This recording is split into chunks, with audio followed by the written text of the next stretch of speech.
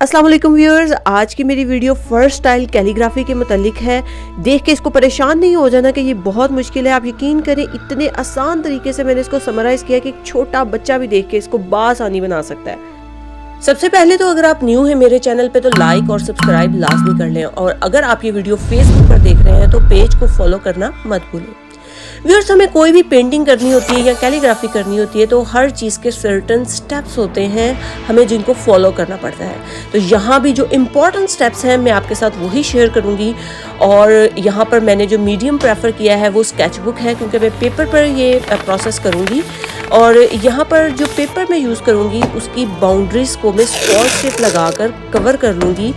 ये boundary cover हो चुकी है हमारी। और यहाँ पर एक इम्पॉर्टेंट टूल स्मॉल स्प्रेयर जो है वो वैल्यूएबल टूल है through out the process of painting, क्योंकि हम एक्रेलिक्स यूज़ कर रहे हैं और वो बहुत जल्दी ड्राई होते हैं। और यहाँ पर एक स्पेयर जार हमें चाहिए जिसमें हम पानी जो है वो भर के अपने पास रखेंगे और थ्रू आउट द प्रोसेस यही वाटर जो है हम यूज़ करेंगे।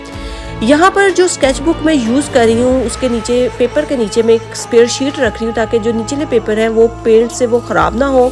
और यहाँ जो पैलेट मैं यूज़ कर रही हूँ उसे थिन लेयर से मैं कवर करूँगी, क्योंकि पेंट्स जो है वो मैं नहीं चाहती कि पैलेट को ख़राब करें। इस तरह हर प्रोसेस के बाद आपको पैलेट धोना नहीं पड़ेगा, ये एक ईजी चीज़ है। व्यूअर्स, यहाँ पर बारी आ जाती है स्टेप 1 की। इस कंप्लीट वीडियो को मैंने 4 स्टेप्स में डिवाइड किया है, जिसमें फर्स्ट स्टेप जो है वो मार्किंग का है। Marking is a very simple process. इस स्टेप में हम जस्ट मार्क आउट कर लेंगे अपने पेपर को जहाँ जहाँ हम फर जिस स्ट्रक्चर की जिस टाइप की बनाना चाहते हैं। तो यहाँ पर मैं लेड पेंसिल को यूज़ करूँगी और मैं जो है पेपर के सेंटर में अल्लाह का वर्ड वो लिखूँगी। ज़रूरी नहीं है आप यही वर्ड लिखें, आप चाहें तो अपना नेम भी कस्टमाइज़ कर सकते हैं। कोई आयत जो आपकी फेवरेट है आप वो लिख सकते हैं। It is just a demonstration कि आप कोई भी वर्ड जो है वो फर्स्ट स्टाइल में किस तरह लिख सकते हैं। तो यहाँ पर लेड पेंसिल को यूज़ करते हुए हमने अपना वर्ड प्रॉपर वे में लिखने की कोशिश की है। तो जो है इसमें अब हम हरका ऐड करेंगे। हरका जो है वो वर्ड की ब्यूटी को मज़ीद इन्हेंस कर लेते हैं। अभी तक हमारा स्टेप 1 ही है जिसको हम प्रोसीड कर रहे हैं, और इसी स्टेप में हमें ये 4 कलर्स रिक्वायर हैं। एक्चुअली हमें इस पूरे पेंटिंग के प्रोसेस में 5 कलर्स चाहिए, लेकिन जो 5th कलर है वो हमें 4th स्टेप में ही चाहिए होगा। इसलिए मैं आपको 4th स्टेप में ही वो डिस्कस करूँगी कि वो कौन सा कलर है। तो इन 4 कलर्स को हम बारी बारी जो है वो ट्यूब आउट कर लेंगे अपने पैलेट पे। तो सबसे पहले जो है बर्न्ट अम्बर, फिर yellow occur, black and titanium white colour. अब यहाँ पर प्लेंटी ऑफ वाटर यूज़ करना है हमने, और बर्न्ट अम्बर कलर को यूज़ करते हुए वेरी थिन लेयर लगानी है पेपर पे। याद रखें बहुत थिन लेयर लगानी है, और थिन लेयर लगाने का मकसद ये है कि जो हमने वर्ड लिखा है वो हमें नज़र आता रहे, क्योंकि ब्लैक कलर को हमने यूज़ करना है और उस वर्ड को जो है हमने अपीयर करना है जो हमने अंडर लेयर लिखा हुआ था लेड पेंसिल से।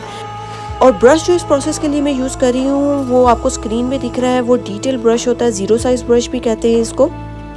अब इसके बाद सिर्फ ब्लैक कलर को यूज़ करते हुए ये जो ब्रश मैं यूज़ कर रही हूँ आपको स्क्रीन में दिख रहा है, this is the medium size flat brush, और इससे हम जो है एक ख़ास किस्म का पैटर्न बनाएंगे जस्ट ब्लैक कलर को यूज़ करते हुए। ये पैटर्न जो है हमारे फर के स्टाइल को जो है वो डेमोन्स्ट्रेट करेगा, और जिस तरह की भी फर है ब्लैक कलर से हम जस्ट वो मार्किंग अपने पेपर पर वो लगा लेंगे।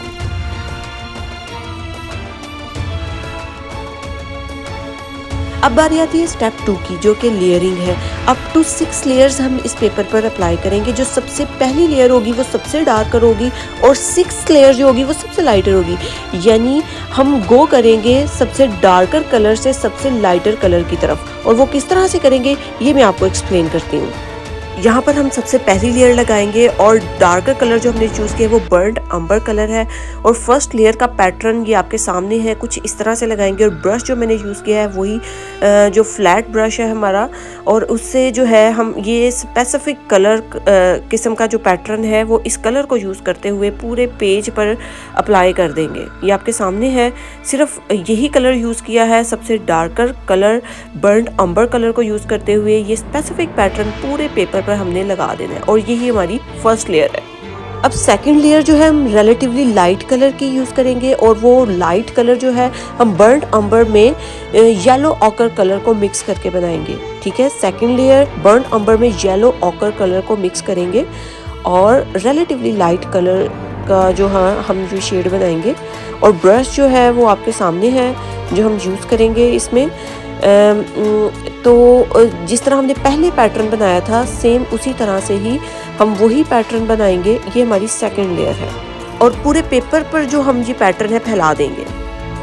अब बारी आती है रिलेटिवली लाइट कलर की। इस लेयर में हम येलो ऑकर कलर को ही यूज़ करेंगे।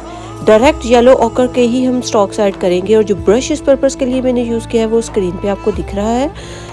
और ये एक यही specific pattern first style pattern जो है हम पूरे पेज पे येलो ऑकर कलर से ऐड करते जाएंगे।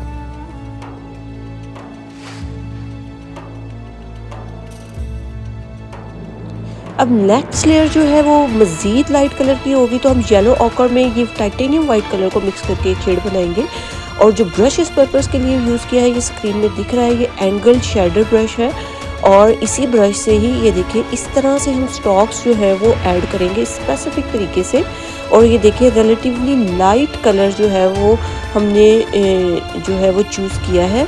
और ये लेयर जो है हम इस एंगल ब्रश के थ्रू इस तरह से स्ट्रोक्स ऐड करते जाएंगे और पूरा पेपर जो है हम सेम स्ट्रोक्स ही स्पेसिफिक डायरेक्शन में ये फर लाइक स्ट्रोक जो है वो ऐड करते जा रहे हैं। यहाँ पर मज़ीद एक बात करती चलूँ कि लेयरिंग का जो प्रोसेस है ये स्टेप 2 है, ये इसके ब्लैक पार्ट पर नहीं होगा। ठीक है, ब्लैक पार्ट को छोड़कर जो हिस्सा होगा वहाँ पर हमने लेयरिंग करनी है और ये फर लाइक स्ट्रोक्स जो है वो ऐड करने हैं। अब बारी आती है नेक्स्ट लेयर की। अब इस लेयर में हमें अपनी इस बनाई गई लेयर से भी लाइट कलर चाहिए, तो हम टाइटेनियम में येलो ऑकर मिक्स करेंगे। आपको अगर याद हो हमने पिछली लेयर में येलो ऑकर में वाइट मिक्स किया था, मगर इस लेयर में हम वाइट में येलो ऑकर को लाइट सा मिक्स करके हम अपनी कलर की परफेक्ट जो है वो शेड बनाएंगे। और जो ब्रश इस पर्पस के लिए मैं यूज़ करी हुई स्क्रीन में दिखाया गया है, ये डिटेल ब्रश भी इसको कहते हैं। ठीक है, इसके जो हेयर की लेंथ होती है वो रिलेटिवली लॉन्ग होती है। अब यहाँ पर हमने इस कलर को यूज़ करते हुए इसको सारा फिल नहीं कर देना, जस्ट हेयर लाइक स्ट्रक्चर बनाने की कोशिश करनी है। इस तरह से ये आपके सामने है, इस तरह से हमने जो है वो स्टॉक्स लगाने हेयर लाइक। ठीक है, जगह छोड़ के और डायरेक्शन का ख्याल रखना है, स्पेसिफिक डायरेक्शन देनी है इनको। ठीक है, जिस तरह हेयर्स होते हैं एक ख़ास डायरेक्शन में होते हैं, तो उस तरह से हम कोई भी डायरेक्शन दे सकते हैं, लेकिन सबको एक डायरेक्शन में रखना ज़रूरी है। और हम अपना पेज जो है वो फिल करते जाएंगे, इस तरह से हेयर लाइक स्ट्रोक्स ऐड करते जाएंगे।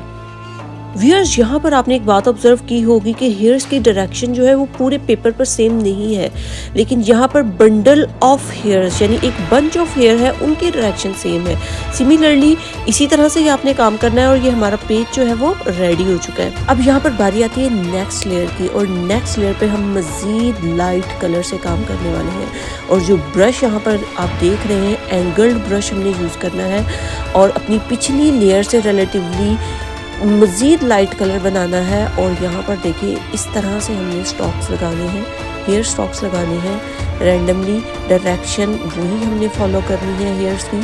और पूरे पेज पर इस ब्रश को यूज़ करते हुए रिलेटिवली लाइट कलर से जो है हेयर लाइक स्ट्रोक्स जो है वो हमने ऐड कर देने। ये देखिए आपके सामने डिफरेंट लेंथ होगी हेयर्स की, कहीं छोटी कहीं बड़ी, सेम लेंथ नहीं रखनी। ठीक है, कोई हेयर बड़ा होता है कोई छोटा होता है, इसी तरह से नेचुरल लुक जो है वो हमारी क्रिएट होगी।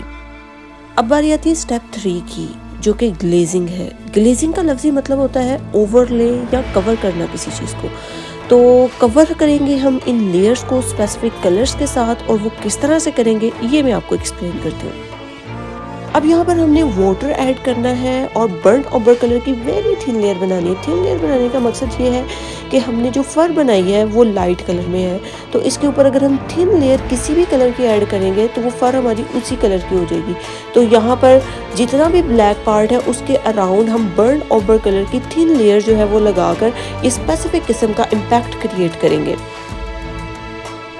अब यहाँ पर हम मज़ीद नया कलर बनाएंगे थिन लेयर बनाएंगे और यहाँ पर देखिए ये मिक्स करके हमने ये एक इस न्यू कलर को हम फर के ऊपर वेरी लाइट ये देखिए इस तरह से हम इसको लगा रहे हैं, तो फर भी उसी कलर की ही होती जा रही है। ये आप देख रहे हैं, इस प्रोसेस को हम ग्लेजिंग कहते हैं। तो वेरी थिन लेयर हम फर के डिफरेंट पार्ट्स में हम ऐड कर रहे हैं, तो ये मज़ीद उसकी ब्यूटी को इन्हेंस कर रहा है। और ये देखिए बहुत खूबसूरत इम्पैक्ट है ये। व्यूअर्स अब बारी आती है लास्ट स्टेप की, स्टेप 4। ये फिनिशिंग का प्रोसेस है। यहाँ पर हम अपनी एक फाइनल लुक जो है वो क्रिएट करेंगे। ब्लैक पार्ट जो कि बिल्कुल अनटच था थ्रू आउट द प्रोसेस, वहाँ पर फर की लुक क्रिएट करेंगे और एक मज़ीद 5th कलर जो हमें ऐड करना है उसको ऐड करेंगे। तो वो मैं आपको एक्सप्लेन करती हूँ कि ये सब कैसे करना है। यहाँ पर हम ब्लैक कलर को यूज़ करेंगे। एंगल्ड ब्रश के साथ हम ये हेयर लाइक स्टॉक्स जो है वो ऐड करेंगे ब्लैक पार्ट पे, ठीक है, क्योंकि ब्लैक पार्ट भी इस हेयर का ही पार्ट है। तो यहाँ पर हम हेयर लाइक जो है वो ये स्टॉक्स ऐड करेंगे, ठीक है। और जस्ट उसकी अपनी जगह पे ही कंफाइन नहीं करेंगे, इन हेयर्स को बाहर भी निकालेंगे, ठीक है। वाइट वाली फर के साथ भी इनको निकालेंगे। अब चूँकि हमने ग्लेजिंग कर दी हुई थी, ग्लेजिंग के ऊपर हम इक्का दुक्का जो है वो वाइट कलर के हेयर्स हम ऐड करेंगे इन डिफरेंट ब्रशेस के साथ, ठीक है। अब हम आउट ऑफ बाउंड्री काम करेंगे। हेयर जो होते हैं वो एक जगह पे कंफाइन नहीं होते, ठीक है, वो ब्लैक पार्ट में भी थोड़े ऐड होते हैं, इसलिए हम ब्लैक पार्ट में भी इक्का दुक्का हेयर्स जो हैं वो ऐड करेंगे ताकि उसकी नेचुरल लुक जो है वो रहे। ये देखिए इस तरह से जो है ब्लैक पार्ट में भी हम थोड़े थोड़े वाइट ऐड करेंगे। अब यहाँ पर पर्पल कलर हमें चाहिए होगा ब्लैक पार्ट की मज़ीद फिनिशिंग के लिए। प्योर पर्पल भी नहीं चाहिए होगा, इसको हम मिक्स करके जो है एक स्पेसिफिक कलर बना लेते हैं जो हमें चाहिए, ठीक है। इसमें थोड़ा सा वाइट ऐड करेंगे, ब्लैक ऐड करेंगे और एक ये मैं आपको शेड दिखाती हूँ। ये जो है हमारी जो हमें शेड चाहिए हम वो बना लेंगे। ये एक स्पेसिफिक कलर है जो हमें चाहिए होगा ब्लैक पार्ट के लिए। तो इस कलर को हम फर के ब्लैक पार्ट में जो हमारा 0 साइज ब्रश था उससे हम ये देखें फर लाइक स्ट्रक्चर जो है वो ऐड करेंगे, क्योंकि अगर हम वाइट से ऐड करते तो वो इसमें वो लुक नहीं आनी थी, क्योंकि ब्लैक पार्ट है तो इसमें थोड़ा डार्कर कलर की शेड चाहिए थी। और वो पर्पल, आप चाहे तो ब्लू भी मिक्स कर सकते हैं। और इस तरह से जितना भी ब्लैक पार्ट है हम उसकी ये पर्पलिश जो शेड है उससे हम ये अपनी फिनिशिंग करेंगे फर की। तो यहाँ पर पेंटिंग का प्रोसेस जो है वो हमारा आखिरी मराहल में है। व्यूअर्स लास्ट में एक खूबसूरत बात आपसे शेयर करना चाहूँगी कि अगर आप अपने लिए कोई गोल मुतय्यन कर लेते हैं, एक हदफ मुतय्यन कर लेते हैं, तो बाद में ये सोचना छोड़ दें कि वो कब होगा, कैसे होगा भी कि नहीं, मुझे यही करना चाहिए था या नहीं, या इस चीज़ का स्कोप भी है कि नहीं। इस तरह के वसवसों से आपने अपने आप को निकालना है और एक काम करना है कि रोज़ाना की बुनियाद पर आपने उस गोल के अकॉर्डिंग ईंट रखनी है। रोज़ाना की बुनियाद पर उस गोल की तरफ एक कदम बढ़ाना है। आप यकीन करें कि एक दिन ऐसा आएगा कि उन्हीं ईंटों से मिलकर एक शानदार इमारत आपके सामने खड़ी होगी। खुदा कभी भी मेहनत का सिला नहीं रखता। आपने मेहनत करनी है और अपनी मेहनत पे यकीन रखना है और रोज़ाना की बुनियाद पर काम करना है। Find out more at www.sadiar.co.uk and do not forget to like, subscribe and press the bell icon. ये आपका एक एप्रिसिएशन होता है जब आप एक आर्टिस्ट को लाइक और सब्सक्राइब करते हैं, वो मजीद न्यू आइडियाज शेयर करने के लिए मोटिवेट हो जाता है। So if you want more new videos from my channel, then subscribe and watch my other videos over here. Thank you so much.